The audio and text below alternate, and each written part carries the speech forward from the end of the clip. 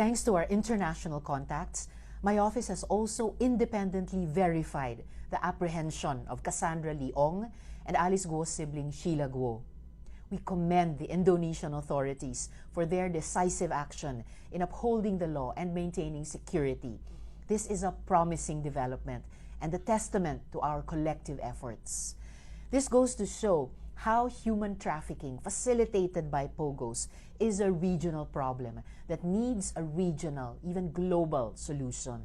Mahigpit na binantayan si Cassandra Leong dahil siya ang makakapagbigay linaw at makapagtuturo na mga dapat managot sa mga totoong nasa likod ng POGO na Lucky South 99 sa Porac, Pampanga.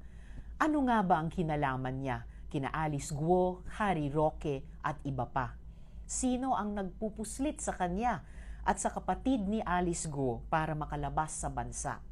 At bakit butas-butas ang sistema natin sa immigration?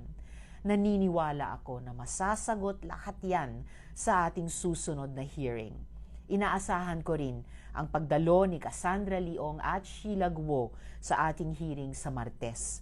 Mananagot sila sa pag-iwas nila sa Senado.